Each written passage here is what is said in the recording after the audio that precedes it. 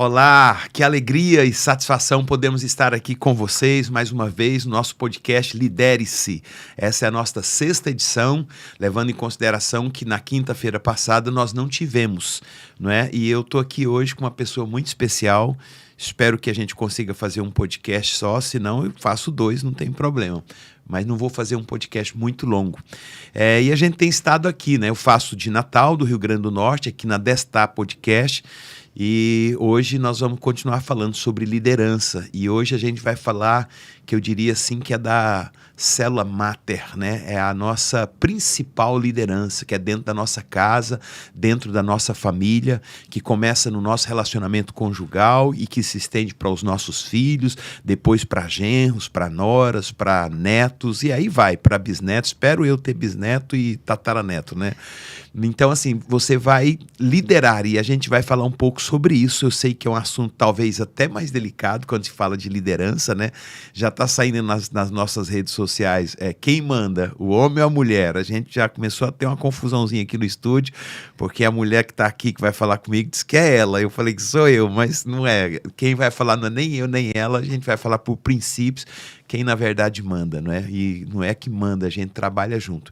E eu tenho a grata e imensa satisfação de ter aqui hoje comigo uma pessoa assim que eu amo de paixão e que tenho uma admiração imensa e que estou casado com ela há 37 anos.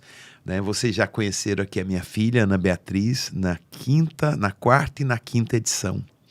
Né? E a Bia é maravilhosa, mora em Brasília, e hoje eu tenho a satisfação de estar aqui com a minha esposa, com Ana Cláudia.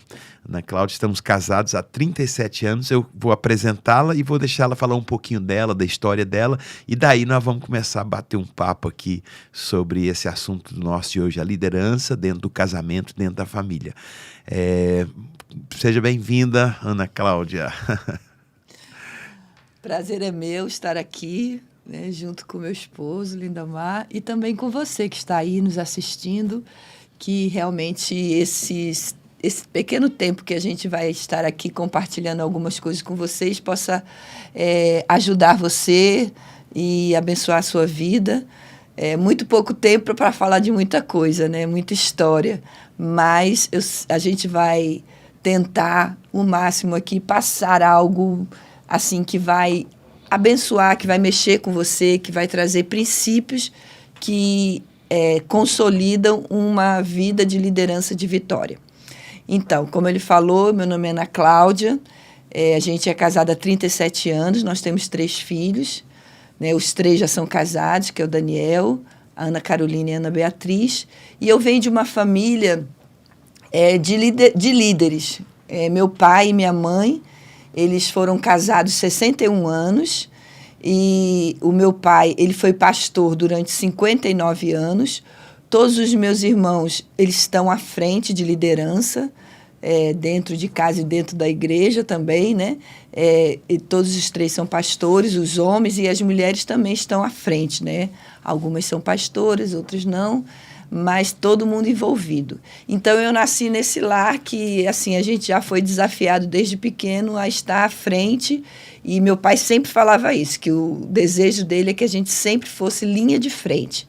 E isso se concretizou na vida de todos os filhos, e agora está nos netos, a gente tem os netos que já estão liderando, e agora começando a leva dos bisnetos também, que alguns já estão aí nessa liderança, abrindo caminho para outros.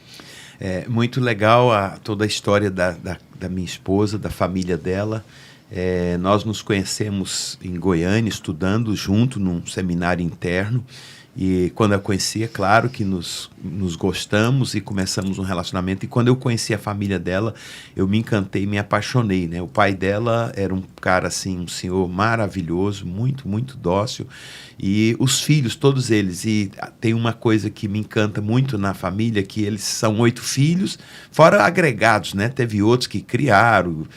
Não vou nem entrar muita gente mesmo, mas os 8 filhos, eles são muito, muito amigos. De vez em quando ela faz ligações, eles ligam, faz ligação, vídeo por chamada, e aí fica os 8, e bate-papo, e ri, conversa. É uma alegria. Eu acho isso assim maravilhoso e Deus me colocou no lugar certo e com a pessoa certa, né?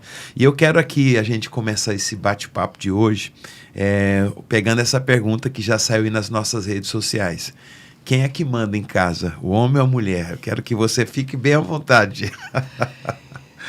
Bem, em termos de princípios, né, a gente sabe que o marido é o cabeça, né, o sacerdote e tal. Aí eu falo assim, a mulher manda em casa não na totalidade, mas dentro de casa é sempre a mulher que decide tudo, né?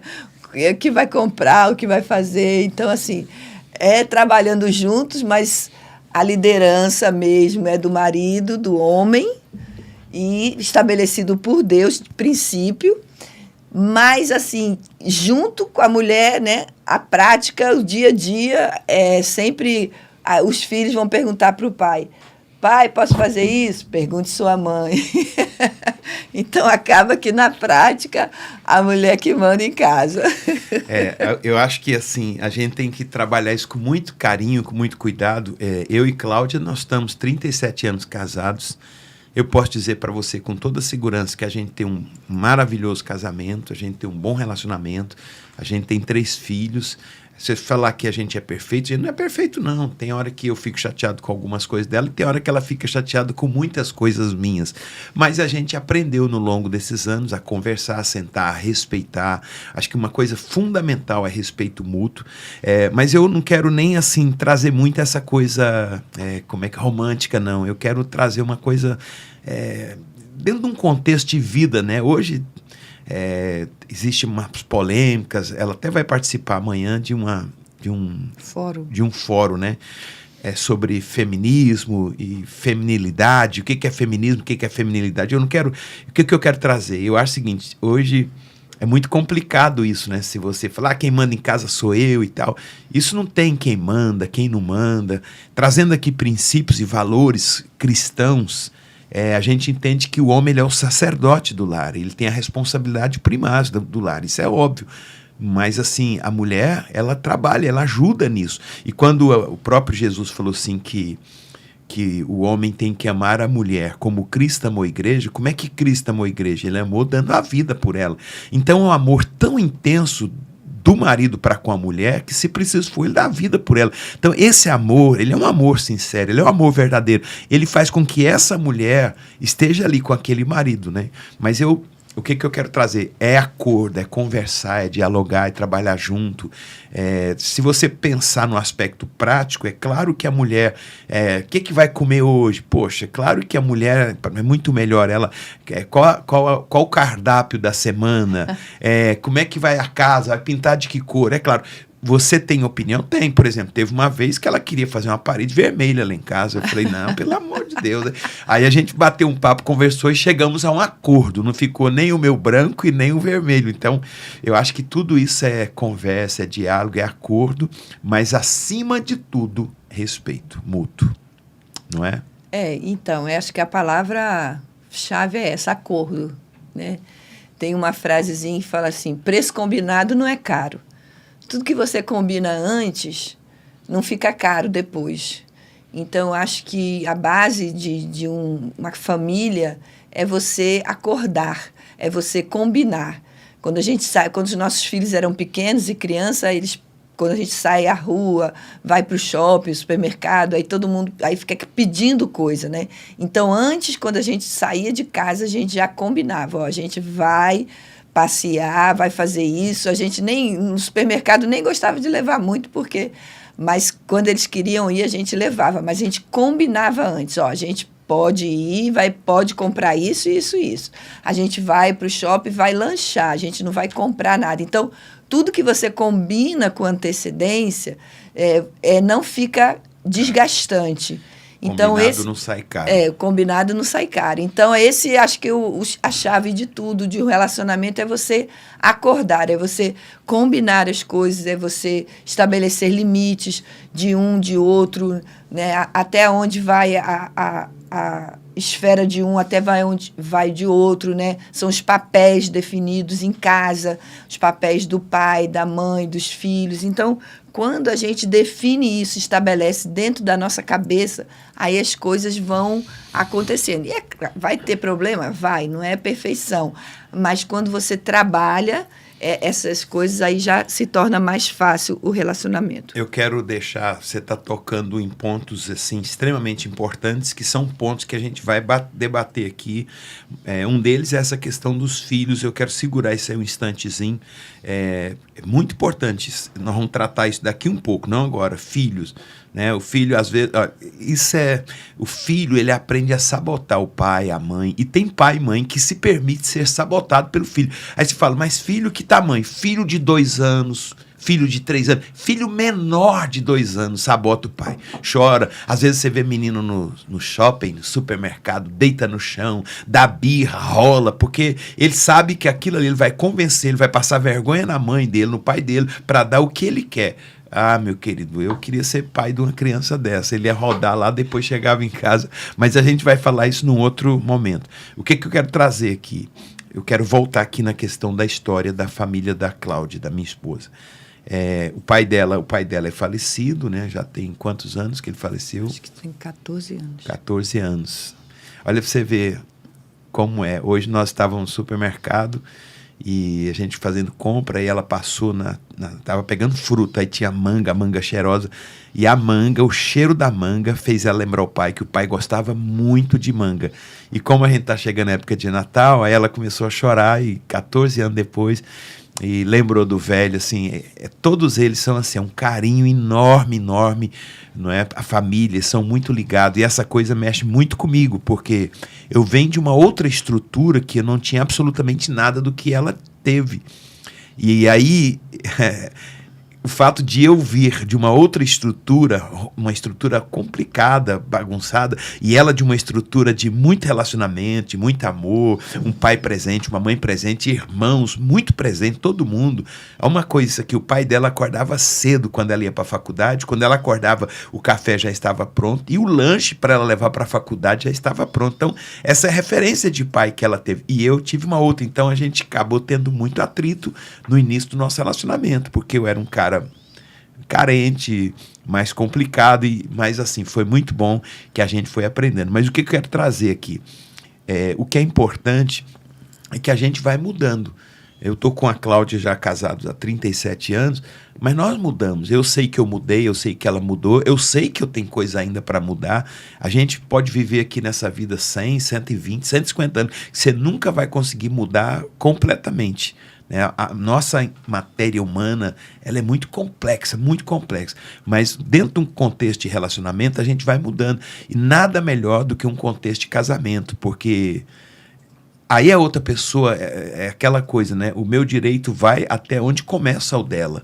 Então tem hora que eu tenho que parar, porque o meu direito vai até um limite, aí começa o dela. E aí entra toda essa questão de acordo, e aí você vai mudando, vai aprendendo a ceder, você vai aprendendo a ouvir mais o outro, você vai aprendendo eu quero fazer um pouco do que ela gosta para ajudar, e isso vai dando uma qualidade de vida para o relacionamento e vai mudando a vida do indivíduo e mudando a vida também da indivídua, não é isso? O que você acha? Com certeza, né? Eu acho que o tempo...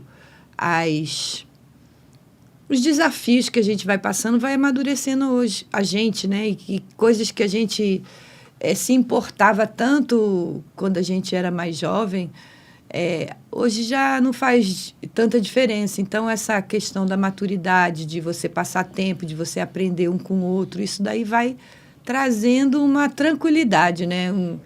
Uma confiança de que a pessoa está sempre com você, e independente de como você é ou está, a pessoa está sempre ali com você.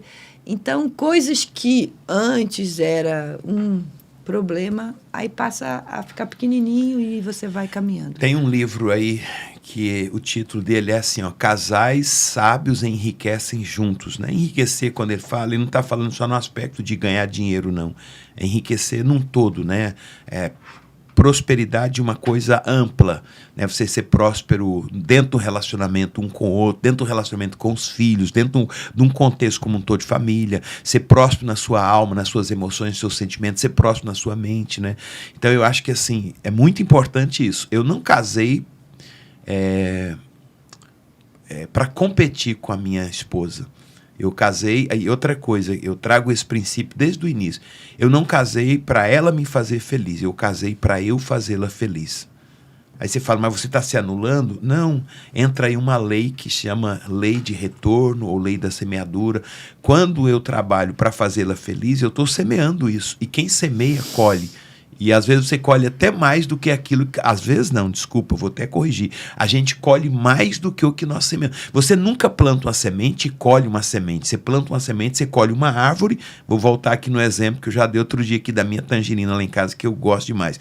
Alguém, não foi eu, cheguei lá, o pé de tangerina já estava. Alguém semeou uma semente de tangerina. Hoje eu tenho em casa um pé de tangerina enorme que dá centenas de tangerina cada vez que ele começa a dar tangerina, e cada tangerina, eu disse aqui outro dia, uma delas tinha 22 sementes.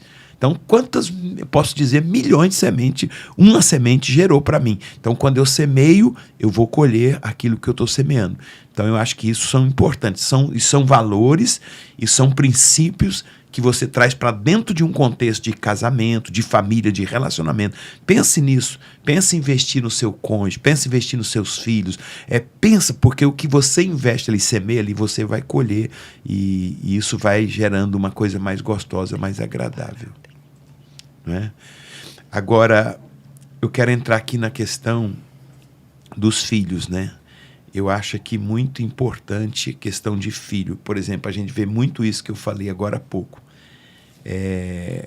Primeiro, assim, limite. Criança tem que ter limite, gente. Segunda coisa, filhos, ele, como eu falei agora há pouco, ele te sabota.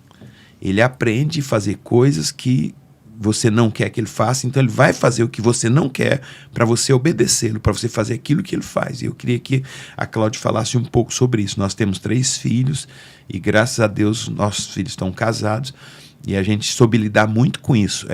A gente estabeleceu princípios dentro do nosso relacionamento e que a gente trabalhou esses princípios com os nossos filhos. Por exemplo, quando alguns deles queriam alguma coisa, geralmente o filho vai para a mulher, que ela é mais mole, mais fácil de ceder, mas ela nunca cedeu antes de falar comigo. E se o não fosse meu, o não era meu, o não era nosso.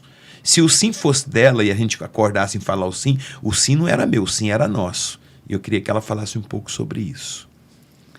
É uma coisa assim, que as crianças, elas são muito inteligentes, então elas sabem como conseguir as coisas, entendeu? Então, se você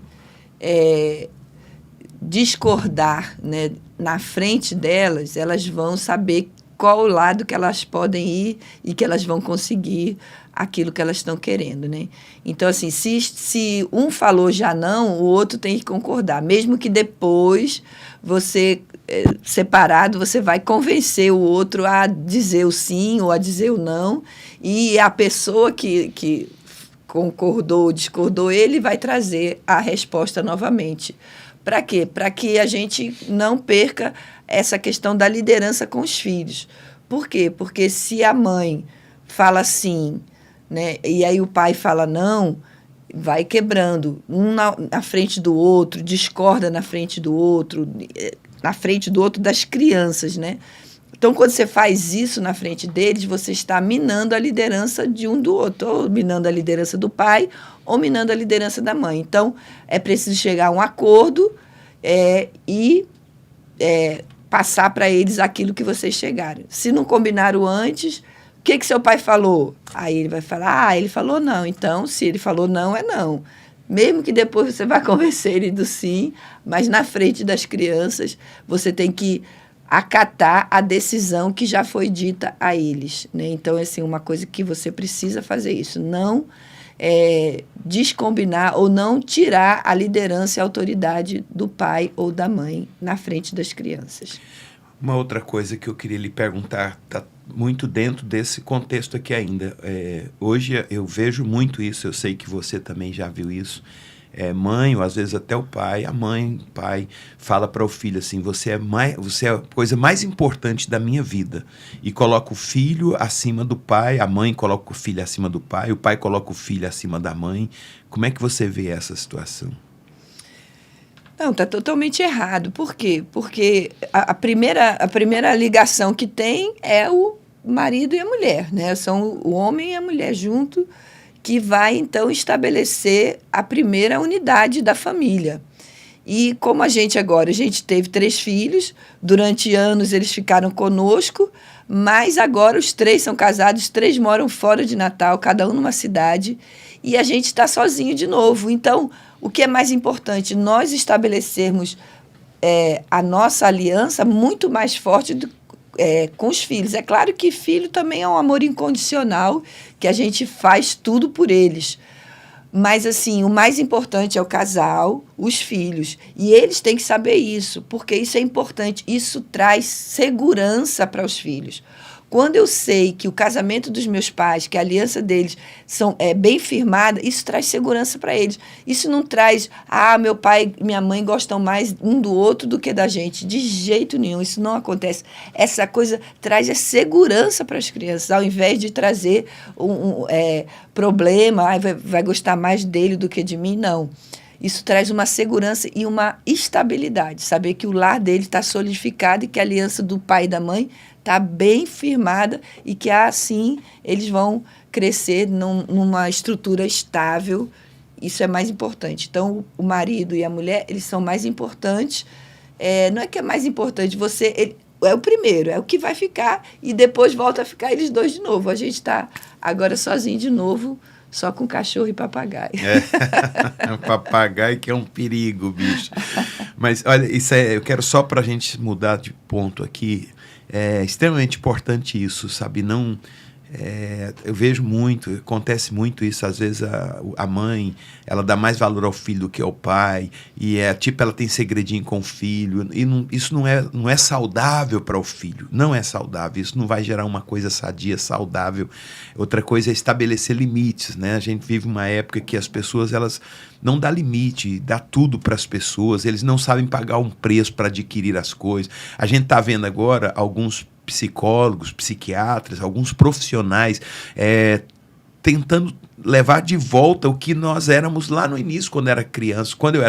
Por exemplo, minha mãe, ela me botava, nós éramos 5 filhos, então ela dividia as tarefas da casa. Quando eu tinha que ajudar a limpar, a lavar um banheiro, e isso é muito importante, está formando valores na vida daquela criança, está colocando limite na vida daquela. Isso é muito, muito importante, e a gente percebe que se perdeu muito isso nesse tempo de hoje, a questão dos filhos não teria esse limite, e a gente está estragando essa criança, que limite forma o caráter, forma a personalidade dela.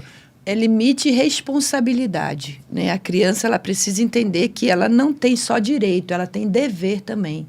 Porque se ela cresce uma criança que só tem direito, ela vai se tornar uma criança chata, uma criança desagradável, egocêntrica. Por quê? Porque ela acha que ela é o centro de tudo e que todo mundo deve girar em torno dela. Não. Todos nós, na vida, temos direitos e deveres. E a gente precisa passar isso para as crianças. Por isso que é importante ele ter os direitos dele, mas também ter os deveres. Arrumar a cama, ajudar a arrumar os brinquedos, né? De acordo com a fase da criança, a idade da criança, ela vai ter responsabilidades diferentes. Então, uma criança pequenininha que já sabe espalhar brinquedo, ela já sabe juntar brinquedo, né? Aí ela vai crescendo mais um pouquinho, então ela sabe arrumar uma cama, mesmo que fique desarrumado. Você também não pode querer perfeição do filho, né? Porque tem mãe que, não vai fazer não, porque você não sabe fazer direito. Aí você também está tolindo a criança. Então, você tem que pedir para ela fazer, mas também aceitar a forma e vai ensinando para ela melhorar. Mas, então, dar limites e dar responsabilidade, porque isso é a vida. Quando ela cresce, ela vai ter, em toda esfera que ela for participar da sociedade, ela vai ter deveres, ela vai ter direitos, né? Mas ela precisa entender isso desde pequeno. E uma coisa que a gente precisa desenvolver na criança é a liderança dela também. às vezes a gente quer resolver tudo pelos filhos, tomar as dores dos filhos, e você está tolhindo seu filho, ele não vai desenvolver a liderança. Os nossos filhos, eles eram assim, já 8 anos, são próximos à idade um do outro, né, 10, 8 e 6, por aí assim, e eles estudavam na mesma escola, e de vez em quando tinha uns BO lá, né, na escola, e eles vinham para mim e falavam assim, mãe, a diretora fez isso, a coordenadora. Eu falei, faz uma reunião dos alunos, faz uma comissão e vai lá na coordenadora e resolve o problema. Se vocês não resolverem, aí eu vou entrar. Mas antes de eu entrar lá e tomar as dores do meu filho, eu falava para eles resolver. Ia cortar um cabelo, ia fazer alguma coisa no salão. Aí eu que tinha que falar, não, você vai falar como você quer que ela corte. Entendeu? Então, isso desenvolve a autonomia e a liderança da criança, que é muito importante. Eu queria fazer uma colocação dentro disso que ela colocou. Eu, há uns anos atrás, já bastante anos, houve um BO na igreja. Uma pastora teve um problema com a garota, e a garota contou para a mãe, e a mãe chegou lá brava, a mulher estava soltando fogo pelas ventas. E não era criança, era uma adolescente, não, era adolescente já, 17 anos. E a mãe veio e ligou para mim, quero falar com o senhor, porque essa pastora, isso. Falei, tá certo, eu atendi essa menina, ela entrou assim, com gosto de gás. Se eu não tivesse um equilíbrio assim, ia azedar o negócio, ia virar, como é que chama, o leite que vira coalhada. Aí ela veio, ela falou, mas ela estava muito irritada, porque mexeu na pérola dela, a criança dela, e ela falou e falou. E aí, depois que ela falou, eu falei para ela, eu falei, olha, querida, vamos deixar elas duas resolverem. A tua menina está com 16 para 17 anos, eu vou administrar isso aí, mas vamos deixar elas resolverem, porque nem sempre você vai conseguir, num futuro, resolver os problemas da sua filha. E ela até entendeu, compreendeu e foi resolvido. Eu acho que talvez houve um excessozinho de um lado, como de outro. E tudo foi. Depois ela voltou toda feliz. Nossa, que maravilha, foi bom, porque ela se sentiu útil. Falei, exatamente isso aí. Bom, eu quero aqui fazer 3 perguntas a você. Você quer que eu faça as 3 de uma vez ou uma por uma? Pode ser as 3 ou pode, você que sabe. Primeiro, assim, eu queria, na sua história, com seu pai, porque eu vou fazer com relação ao pai, com relação à mãe, com relação aos irmãos, que são 8, né? Com seu pai, primeiro, qual, assim, uma coisa que te marcou profundamente, que ainda hoje te marca, assim, que você traz isso como um ensinamento para a sua história de vida? Meu pai tem tanta coisa que é até difícil de falar. Então, assim, meu pai foi sempre muito presente na vida da gente, de uma forma diferente, né? Que, assim, ele era muito calado, meu pai, mas ele estava sempre ali. Com 17 anos, eu sofri um acidente de moto. E eu estava numa cidade, eu sou do Rio de Janeiro, né? E eu estava numa cidade próxima ao Rio, Muriqui, chamava, era mais ou menos uns 70 quilômetros do Rio.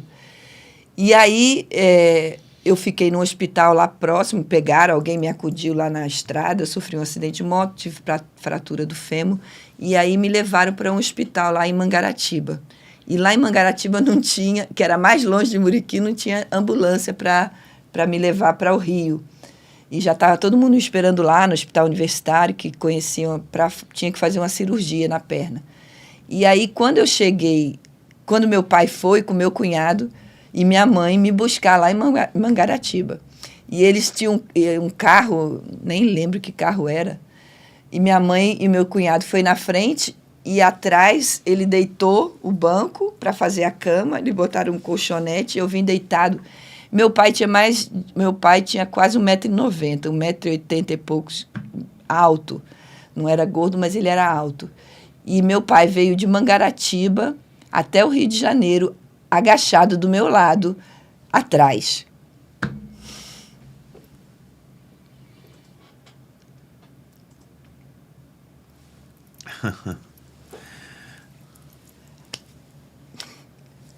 Então, assim,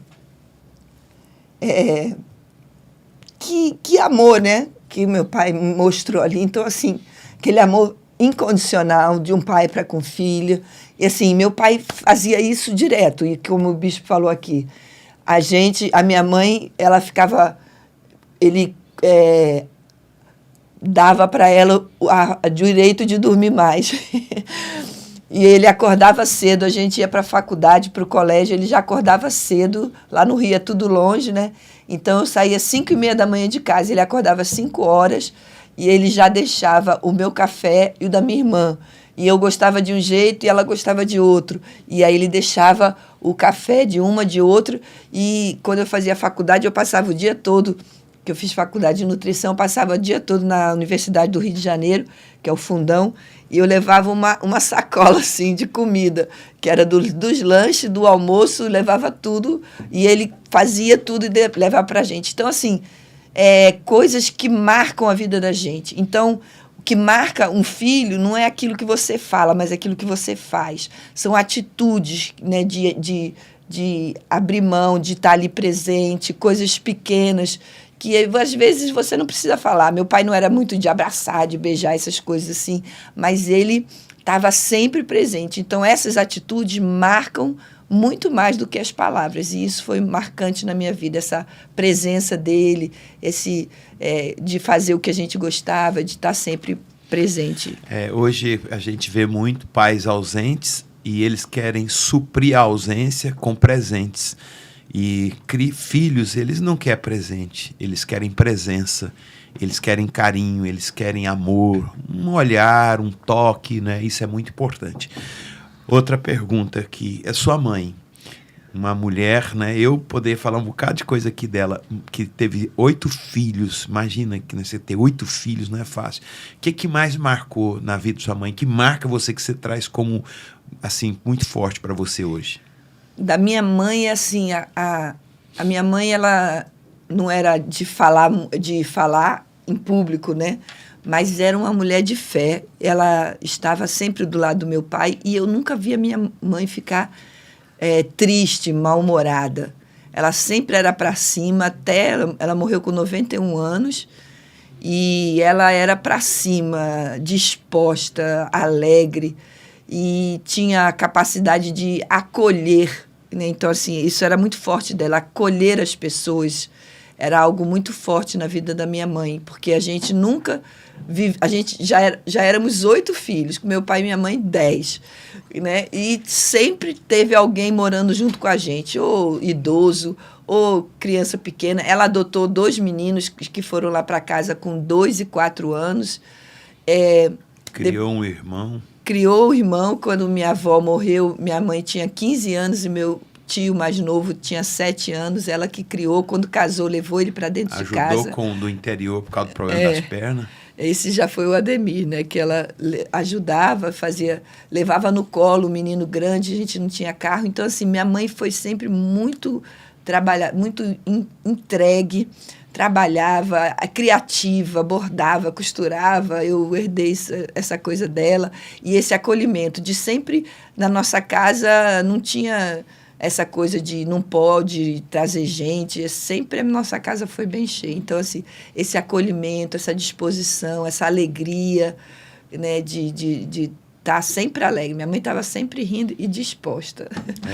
Uma coisa que eu destacaria aqui na mãe dela, né, Dona Terezinha, é que ela era, apesar de toda a simplicidade, né, ela era uma mulher muito resolvida. Eu via muitas situações assim e ela relevava, ela não deixava nada externamente afligir, nada roubava a alegria delas. Eu vi pessoas agredindo ela, mas ela, não ligo não, besteira. Ela tinha pena da pessoa, em vez delas ficar magoada, ela tinha pena e orava por aquela pessoa. Então é uma senhora que, um grande exemplo. E a última pergunta, você teve 8 irmãos, sem contar os agregados, né? A mãe dela criou mais 2, esse rapaz chamado Ademir, ele teve uma situação nas pernas, era do interior, ela cuidou, ele ficou morando com ela cuidando, já tinha 8, né? E depois de tudo veio mais 2 que ela pegou. O que marcou dentro desse contexto de irmãos? O que mais você poder trazer aqui para a gente fechar esse podcast de hoje? Não, eu sou a número 6, como a gente... somos 8, graças a Deus, somos ainda 8, somos e vamos ser por muito tempo 8 irmãos. E eu sou a número 6, então eu sou uma das mais novas. E, assim, uma das coisas que é aquela coisa... irmão é bom demais, ajuda a gente a crescer, ajuda a gente a compartilhar. E meus irmãos, assim, sempre foram muito ligados. Então, o que eu posso trazer deles, assim, que eles sempre estavam ali. Tudo que a gente precisava, eles estavam presentes, né? Ajudava e rir junto, brincar junto, brigar junto também. E isso tudo forja a gente. Eu vejo que uma criança que cresce sozinha, filho único, ela não tem essa experiência de viver sabendo que tem alguém que vai estar do lado dela em qualquer momento, que é o irmão. E assim, para a gente fechar aqui o nosso podcast, eu queria que você falasse agora para tanta gente que está nos assistindo e que vão, né? Porque o podcast fica gravado, como tem os outros 5 gravados, que qualquer hora você pode acessar lá. E aproveito aqui para pedir a você para se inscreva no nosso canal, dê o seu joinha, faça um comentário, porque quando você faz um comentário, dá mais visibilidade para a gente, outras pessoas vão se achegar. Então é muito importante, vai lá no Lidere-se, se inscreva no canal, dê o seu joinha e participe aqui se tiver uma pergunta, um questionamento, qualquer coisa a gente vai responder a você. Pode ser uma pergunta para a Bispo, pode ser para mim, a gente vai estar respondendo a você. Então eu queria só para a Bispo, para a gente fechar, o que você diria para tanta gente que está aí nos assistindo, pessoas que têm conflitos conjugais, que têm problemas conjugais. Às vezes as pessoas veem a gente e falam, que bom que vocês não têm problema. Não, a gente teve, a gente tem e sempre vai ter. O problema não é ter ou não ter problema. O problema é o que fazer com o seu problema. Mas problema todos nós temos. Queria que você fechasse dizendo o que você diria, talvez para um marido que está agora assistindo a gente, ou para uma esposa, talvez até para um casamento que está à beira do divórcio, de romper, de acabar, e talvez tenha criança dentro disso, né? Ou para quem não está com problema com o filho, eu queria que você deixasse uma palavra final aí. Tudo se resolve quando a gente tem disposição para resolver. Tudo passa, né? A gente tem que ter esse entendimento que todo problema, ele não é o fim. O problema é um meio de você crescer. Quando você aceita ser ajudado, quando você aceita trazer a presença de Deus para os seus relacionamentos. Então, a primeira coisa que eu falo, isso vai passar. Agora, você precisa ser ajudado, você precisa de alguém que vai ajudar, né? Tem situações que você sozinho não consegue resolver. Então, você precisa de alguém que possa intervir, pontuar, ajudar, conversar com vocês. Mas que nada é o fim. Existe esperança para você, para o seu relacionamento, para os seus filhos, para os seus pais, para essa situação. Isso vai passar. Eu quero contar uma historinha aqui. Diz que um rei já estava próximo a morrer e chegou para o filho e falou assim, eu vou te dar deu uma caixinha com 2 papeizinhos dentro e falou para ele assim, essa daqui você lê quando você estiver com muito problema, quando você estiver numa situação muito difícil, você lê aí esse papelzinho. E esse daqui você vai ler quando estiver tudo bem. Quando tiver todos os reinos a favor do seu reinado, você lê. Tá certo, o pai, depois de muitos anos, o pai morreu e um dia ele estava numa situação muito complicada e ele lembrou daquele papelzinho. E ele foi lá e pegou aquele papelzinho e leu. E no papelzinho estava escrito assim, isso vai passar. E aí ele acreditou nisso e investiu e correu atrás, isso passou. Já em outra época, estava tudo maravilhoso e ele lembrou do papelzinho, ele falou, e ele foi lá ler aquilo. E estava escrito também, isso também vai passar. Por quê? Porque a nossa vida não é linear. Nem sempre a gente vai estar 100% e nem sempre vai estar lá embaixo. Então, tudo passa se eu acredito que aquilo pode mudar. Tudo pode mudar quando eu mudo. Comece a mudar você e toda a situação vai mudar. Traga Deus para a sua vida que as outras coisas vão mudar também. Tá bom? Isso daí. Eu quero, para a gente encerrar e fechar, pegando aqui uma fala do que a Ana Cláudia falou, quando você traz Deus para dentro do casamento. E falando em trazer Deus, ela não está falando para você trazer uma religião, né? Uma igreja A, igreja B. Quando a gente fala trazer Deus, é trazer Deus mesmo, trazer o Filho dele, né, os princípios, os valores. E eu quero fechar aqui esse podcast de hoje lendo um texto de um grande rei, um rei que é muito conhecido. Esse rei foi considerado o rei mais sábio de toda a história da humanidade. Um texto que fala sobre ele, não é o texto que eu vou ler aqui agora, mas um texto que fala sobre ele, fala assim que não houve homem tão sábio quanto esse rei e nem haverá. Ele foi o homem mais sábio da história da humanidade. E o texto diz que não houve e nem haverá. Você pode ser um grande sábio, mas você não será como esse rei, que o nome dele era Salomão. E esse rei, ele fala assim, num texto lá de Eclesiastes 4, 9 a 12, ele fala assim, que melhor é serem dois do que um. Mas é melhor serem dois do que um. O cordão de 3 dobras não se rompe facilmente. É melhor em serem dois do que fica... ele está dizendo que é melhor porque fica implícito, né? Primeiro deixa eu ir por parte aqui. É melhor ser 2 do que 1? Depende. Porque quando eu sou 2, entra as vontades da outra pessoa. E as vontades da outra vai confrontar as minhas.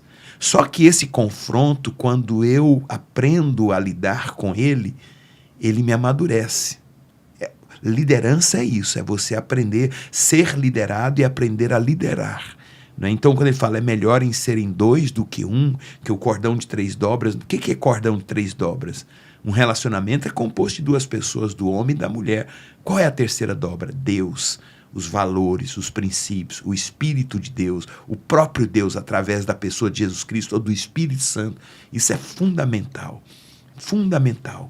Eu atendi uma pessoa e essa pessoa, ele já tinha vindo de um segundo casamento, terminado um casamento, estava no seu segundo e estava com muita crise, muitas dificuldades, e sentamos e ele veio para comunicar que ele estava decidido, não aguentava mais, que ia separar, e separava, já não acreditava mais em casamento, que foi o segundo, e ele estava muito, muito mal. Eu percebi a opressão que estava sobre a vida daquela pessoa.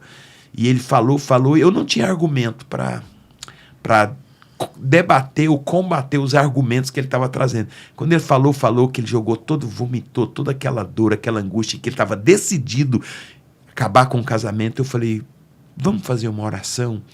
E ele permitiu eu orar com ele. Estávamos sentados, eu me levantei, ele se manteve sentado, eu comecei a orar e fui orando, fui falando para Deus, Senhor, coloca esta vida aqui no teu altar.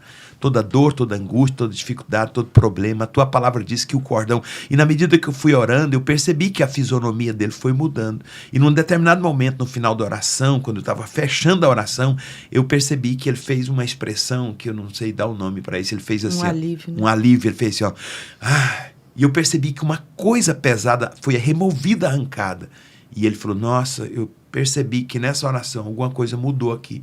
E ele não separou, continuou, está bem, tem filhos, vive bem, resolvido. Então, assim, Deus é fundamental. E eu termino dizendo, na minha história familiar, conjugal e familiar, a gente sempre ensinou para os nossos filhos, vocês são extremamente importantes, mas mais importante do que vocês é a mãe de vocês, é o pai de vocês. Porque se não fosse a mãe e o pai, vocês não teriam vindo. Eu não tenho como mudar essa regra. E mais importante do que eu e do que ela é o próprio Deus, que se não fosse Ele, nós não estaríamos aqui. Então nós construímos nossos filhos, a nossa casa, a nossa família, dentro desse conceito de que há algo maior do que nós. E foi esse algo que fez com que eu existisse, com que ela existisse e com que eles existem. E esse fundamento que é extremamente importante. Eu termino aqui, agradeço a você por estar conosco, obrigado, Ana Cláudia, podemos estar aqui numa outra oportunidade. Tá bom, gente, obrigado por estar conosco até agora, um grande abraço, fica com Deus. Obrigado, então vá lá, se inscreva no nosso canal, dá o seu like, e essa é a nossa 6ª edição, na quinta-feira nós estaremos aqui para mais um podcast, um abraço.